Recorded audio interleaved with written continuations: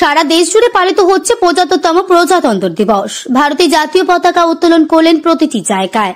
সারা ভারতবর্ষের স্বাধীনতা দিবস পালন হল শুক্রবার।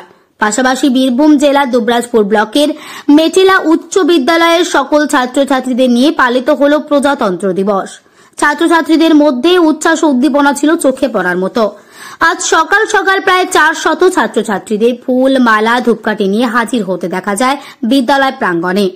কবিতা আবৃত্তি ও জাতীয় সঙ্গীত পরিবেশনের মধ্যে দিয়েই এবং মিউজিক্যাল প্রতিযোগিতার মাধ্যমে পালিত হল এই দিনটি। এদিন জাতীয় পতাকা উত্তোলন, স্কুল কলেজের ছাত্রছাত্রীদের প্যারেড, কুচকাওয়াজ, সাংস্কৃতিক অনুষ্ঠানের মধ্যে দিয়ে দিনটিকে পালন করা হয় এবং জাতীয় পতাকা উত্তোলন করেন বিদ্যালয়ের প্রধান শিক্ষক মাননীয় কল্যাণ দে মহাশয়। মাননীয় কল্যাণ দে মহাশয় একটি মনোগ্রাহী বক্তব্যের মাধ্যমে আজকে দিনটির গুরুত্ব তুলে ধরেন।